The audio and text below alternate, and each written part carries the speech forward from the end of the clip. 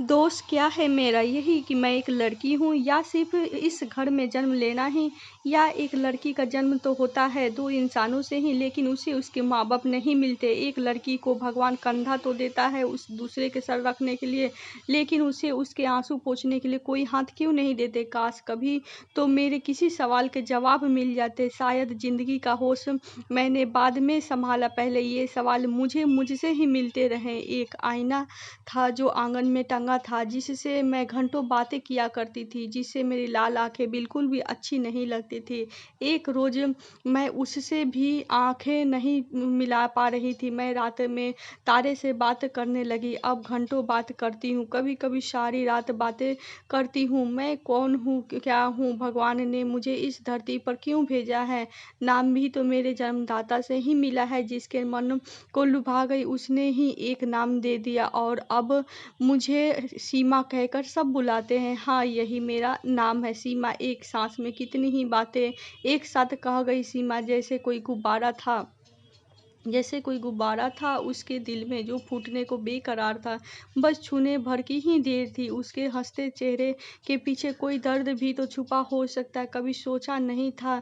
जब भी सीमा से मिलती वह हमेशा हंसते हुए उल्टे मुझे समझाती, मेरे शिकवे शिकायत को दूर करती, जो मुझे अब मेरे अपने से मिली। हमेशा एक सकारात्मक दृष्टिकोण से समझने, समझाने और भूल जाने को कहती। आज उसे हुआ क्या है? क्यों ऐसी बातें कर गई है? फ़ोन पर क्यों मुझे घर आने को कहा? मैं उसकी बातों को सोचने लगी और तैयार होकर उसके घर की ओर चल पड़ी। रास्ते भर सीमा का चेहरा, उसकी बातें ही कानों में गूंजती रही। रास्ते लंबे से प्रतीत होते जा रहे थे। 10 मिनट का सफ़र घंटों से कम नहीं लग रहा था। जैसे ही मैं सीमा के घर पहुंची, देखा घर का दरवाज़ा खुला था। घर का कोई भी नौकर नज़र नहीं आ रहा था। मुझे देखती ही सीमा दौड़ पड़ी और ज़ोर से गले लगा लिया और फफड़ते हुए कहा, माँ बीमार है मेरी। तेरी माँ तो हमेशा ही बीमार रहती है। अब इसमें रोने की क्या बात है? जल्दी ही ठीक भी तो हो जाती है। ठीक हो जाएगी, हिम्मत रख। मैंने उसे ढाढ़स बढ़ाते हुए फिर से गले लगा लिया। मैंने पास ही रखा एक गिलास पानी का गिलास उसकी ओर बढ़ाया और कहा, 2 घूंट पानी पी और शांत हो जा। माँ बीमार है, इस बात की इतनी सी बात है तो मुझे इतना नहीं रुला सकती? बात क्या है, सच सच बता। मैं तेरी बचपन की सहेली हूँ, इतना तो समझती ही हूँ कि क्या बात है। मुझे यहाँ क्यों बुलाया है तुमने? तुझे तो मालूम है घर वाले ने मुझसे नाता तोड़ रखा है, लेकिन मैं माँ को देखने जाना चाहती हूँ। पर कैसे? हिचकिचाते हुए सीमा ने मुझे बताया। फिर सोचती हूँ, क्या मैं जितनी आतुर हूँ उन्हें मिलने के देखने के लिए, क्या वो भी?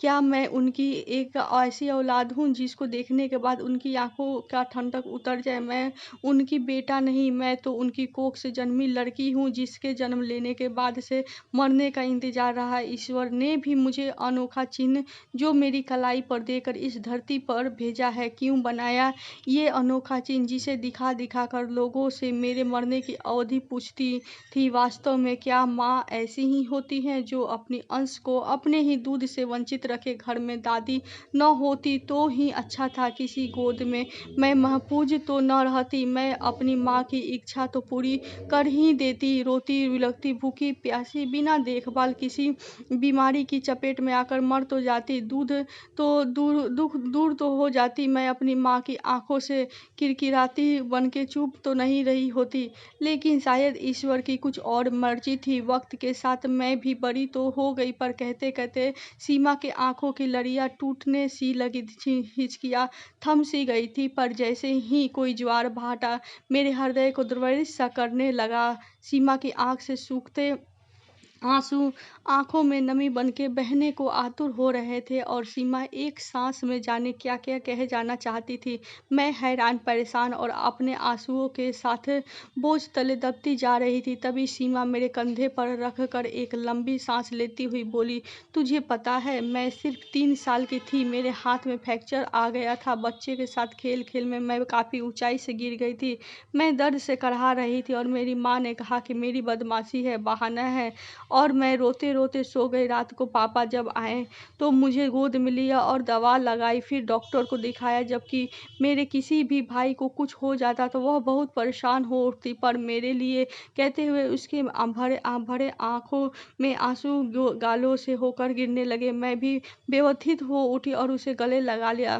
सीमा किसी अबोध बच्चे की तरह मेरी गोद में सिमटती जा रही थी। सुबकते हुए सीमा ने कहा, यही नहीं मेरी माँ थी, वो मेरी अपनी माँ, लेकिन बेटे के मुंह में फंसी हुई थी। बेटी उसके लिए कुछ भी न थी। वक्त गुजरा, मैं समय के साथ सब कुछ सीख चुकी थी। पढ़ाई के साथ साथ घर की जिम्मेदारी भी किसी कुशल गृहिणी की तरह निभाने लगी थी। 16वें बसंत के आते आते शादी की बात भी होने लगी थी। जैसे मुझसे मुक्ति के रास्ते तलाशे जा रहे थे। मैंने माँ को पापा से बात करते हुए सुना तो खुद को रोक नहीं पाई। मैंने पापा से कहा, पापा मैं पढ़ना चाहती हूँ, कुछ करना चाहती हूँ, अपने पैरों पर खड़ी होना चाहती हूँ। पर जानती है मेरे पापा ने क्या कहा? सीमा बेटा, अच्छे रिश्ते बार बार नहीं मिलते। बहुत अच्छी फैमिली है, छोटी फैमिली है, लड़का इंजीनियर है, तू बहुत खुश रहेगी वहाँ। इतना सुनते ही मैंने बस इतना ही कहा था, ठीक है पापा, बोझ हूँ ना, आप सबके लिए उतार दीजिए। कल मुझे जलाकर मार डालेगा तब आप संतुष्ट होंगे ना? मुझे रोते हुए देख और ऐसी बातें सुनकर पापा सकपका से गए थे। तब बोले कि नहीं बेटा, ऐसी बात नहीं, तू नहीं चाहती तो मैं कतई तेरी शादी के बात नहीं करूँगा। और कुछ महीनों बाद ही एक खबर ने सबको चौंका दिया था। वो ये कि उस सो कॉल्ड अच्छी फैमिली ने पैसे के लिए जिस लड़की से शादी की थी उसे जलाकर मार डाला था। इतना कहते कहते सीमा मेरी गोद से उतर कर दीवार से के सहारे बैठ गई। मैं आगे सीमा की दास्तां सुनने की हिम्मत नहीं जुटा पा रही थी। मेरी उलझनें बढ़ती जा रही थी। मेरे मन में भी न जाने कितने सवाल लहरों की तरह हलचल मचा रहे थे। तभी उसका 2 साल का बेटा आकर उसकी गोद में बैठ गया और तोतली आवाज में अपनी माँ से अपनी बड़ी बहन की शिकायत बताते हुए बोला, माँ, दीदी मुझे चॉकलेट नहीं दे रही है। बच्चे के आने से मैंने राहत की सांस ली। सीमा बच्चों को बहलाने चली गई। मैं अकेले उस कमरे में बैठी थी। आज वही घर एकदम अजीब सा लग रहा था। हर चीज़ जो कमरे में करीने से रखी थी आज कुछ कहती हुई सी लग रही थी। खिड़की और दरवाजे के खूबसूरत पर्दे हवा के साथ अटखेलियाँ कर रहे थे। बच्चे को बहलाकर घर के नौकर के साथ उन्हें बाहर लॉन में खेलने को भेज दिया और दूसरे नौकर से बाहर लॉन में ही कुर्सी लगाने को बोला। तभी उर्मी, जो उसकी हेल्पर थी, सीमा के साथ ही कमरे में आई और बोली, मेम साहब, कॉफ़ी और स्नैक्स बाहर ही लगवा दूँ? मौसम भी काफ़ी अच्छा है। सीमा बोली, नहीं उर्मी, यहीं भिजवा दो, मुझे बाहर का मौसम बहुत अच्छा लग रहा था। मुझे लगा सीमा भी बाहर बैठेगी तो दिल बहल जाएगा। सीमा बाहर लॉन में ही बैठते हैं ना, और बच्चे भी हैं तो वहाँ पे। मैंने कहा। सीमा मुझे मना कर ना सकी और उर्मी की ओर देखकर कहा, ठीक है, बाहर ही लगवा दो। हम दोनों बाहर ही लॉन में बैठे हैं। वह बच्चों को बाहर खेलता देख सीमा मुस्कुराई और मुझसे बोली, तुझे याद है बचपन में हम भी ऐसे ही शाम में खेला करते थे? मैं भी सर हिलाकर उसकी बातों को स्वीकृति दी और फिर सीमा अपनी वही पुरानी बातें में उलझ गई और कहने लगी, जब हम सारे भाई बहन खेलने के बाद घर में जाते तो जोरों की भूख लगी रहती थी। हम खूब हल्ला मचाते, भूख लगी है, भूख लगी है। तब माँ को मेरे भाई की चिंता ज़्यादा सताती थी। माँ मुझे ही कहती, पहले भाई को सर्व करो फिर तुम खाओ। कभी कभी तो भाई को भूख भी नहीं होती थी, माँ उसे जबरदस्ती खिलाती। छोड़ न सीमा, क्यों बीती बातों को लेकर बैठी है?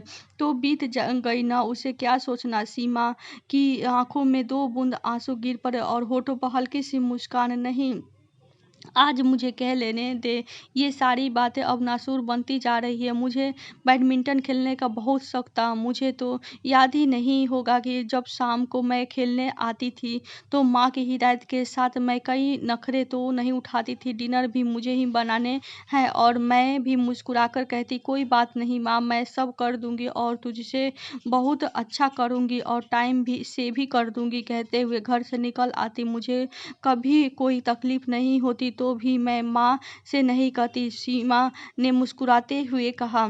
कुछ ही दिनों बाद तकदीर एक बार फिर उसी मोड़ पर आ गई। मेरा एक एक्सीडेंट हो गया। मुझे काफ़ी चोटें आई। उस दिनों पापा की पोस्टिंग बुलंदशहर में थी। शाम को जब फ़ोन आया तो फ़ोन हमारे घर के नौकर ने ही उठाया। उसने तुरंत सारी बातें कह दी कि गुड़िया को बहुत चोट आई है। पापा सुनते ही बिना सोचे समझे, बिना किसी लीव ऑर्डर के देर रात घर आए और सबसे पहले मेरे कमरे में आए। मुझे सोते हुए देखकर माँ से पूछा, डॉक्टर को दिखाया?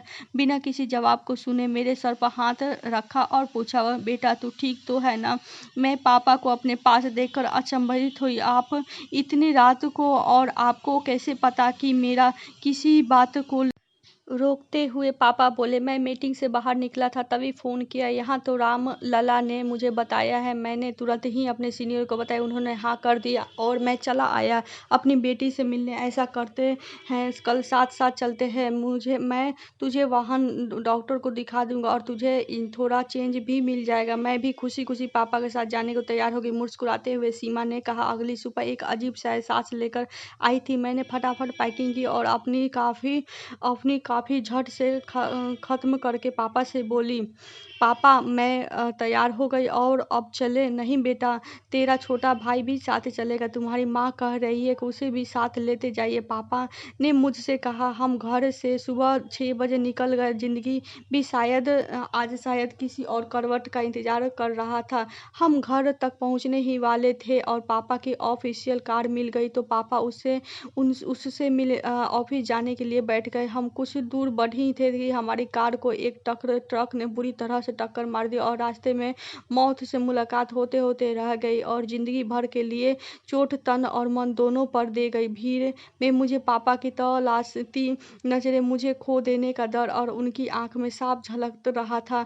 हम गाड़ी में बुरी तरह फंस गए थे। हमें गाड़ी का दरवाजा काट कर बाहर निकाला गया। मुझे देखकर उनकी आंखों को तसल्ली हुई और मुझे तुरंत ऑफिस की गाड़ी से हॉस्पिटल पहुंचाया। इधर पापा अपनी कानूनी कार्रवाई में लग गए क्योंकि हमारी गाड़ी के चालक उसी समय दुनिया को छोड़ चुके थे। देर रात जब जब हम फुर्सत पाकर पापा घर आए तो उनके बहुत ही अच्छे और पारिवारिक मित्र, जो बड़ी एडीएम के पोस्ट पर कार्यरत थे, हॉस्पिटल से ही हमारे साथ हो लिए। उनसे सलाह कर वापस जब सब साथ घर लौटे, माँ ने हम सबको अचानक देखा तो घबरा गई। वही बताने पर उनकी नज़रें मुझ पर टिक गई और उनकी आंखों से अश्रुधारा फूटने पड़ी। आज मुझे अपने दूसरे जन्म का एहसास हो रहा था, जिससे माँ पापा दोनों का प्यार मिला। दोनों की आंखों में मुझे खोने के बेखौफ का बाद पाने का सुखद एहसास था। अचानक मैं मेरी महत्ता का अनुभूति से भर उठी और जिंदगी एकदम नई लगने लगी। अब हर तरफ से मैं ही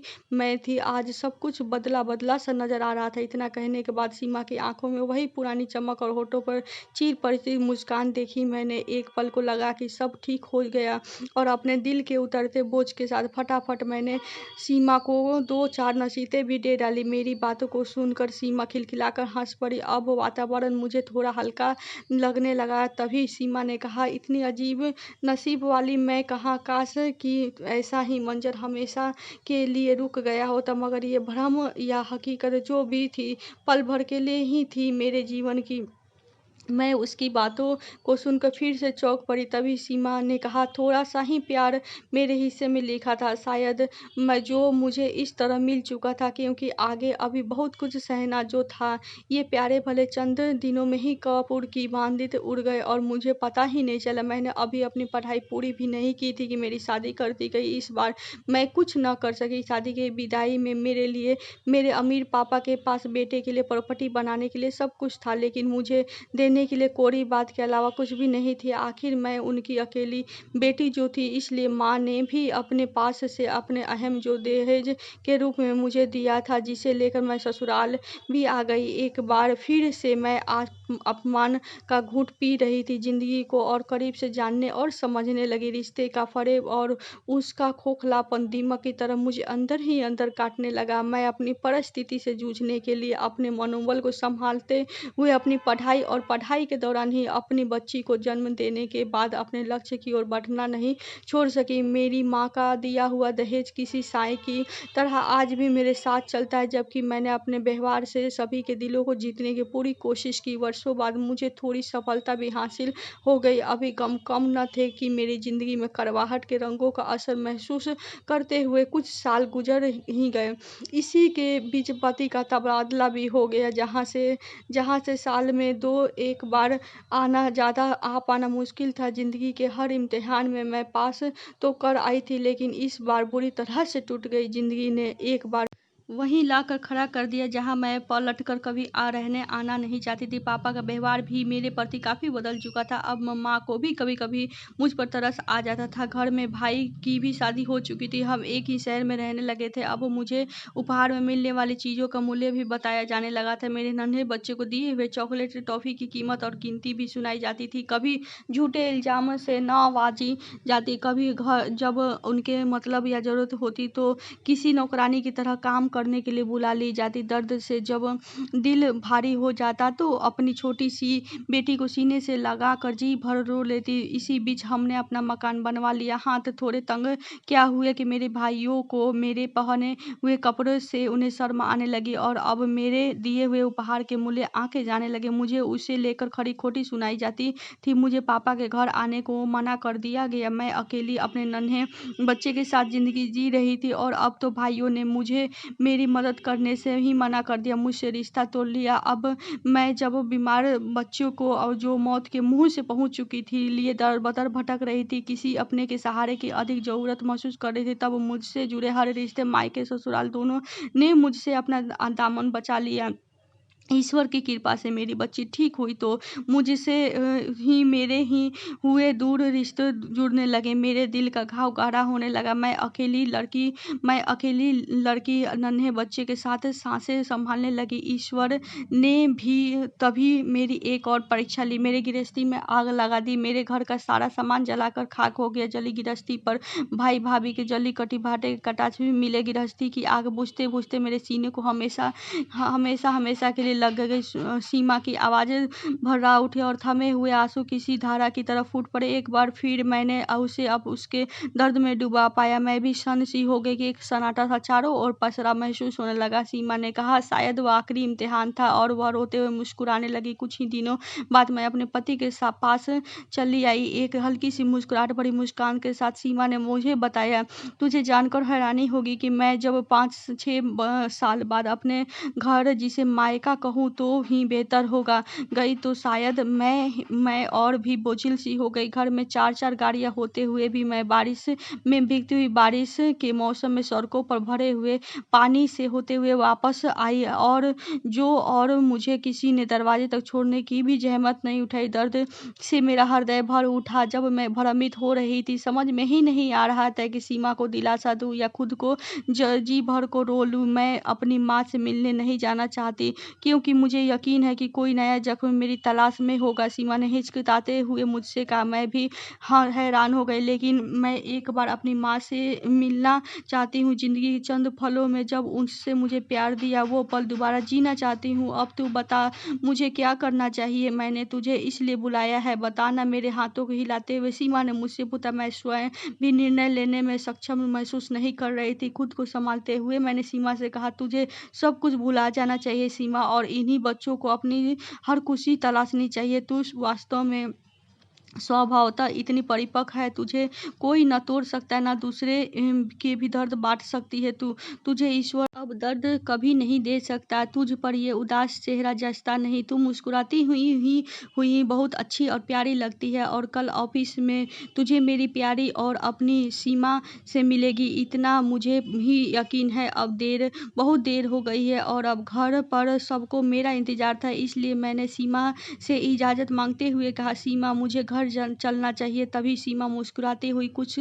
कागज़ जो उसके हाथ में थे उसने उसके टुकड़े टुकड़े कर दिए और बोली, तेरे आने से मेरा जी हल्का हो गया। फिर मुझे छोड़ने की मेरी कार तक आई और अपने पुराने अंदाज में मुस्कुराते हुए मुझसे कल ऑफिस आने का वादा कर अपने बच्चों के साथ अपनी दुनिया में रम गई। तो दोस्तों, आज की ये मेरी कहानी आपको कैसी लगी? अगर आपको कहानी पसंद आई है तो प्लीज़ चैनल को सब्सक्राइब कीजिए। मिलते हैं किसी और वीडियो में, तब तक के लिए जय श्री राम।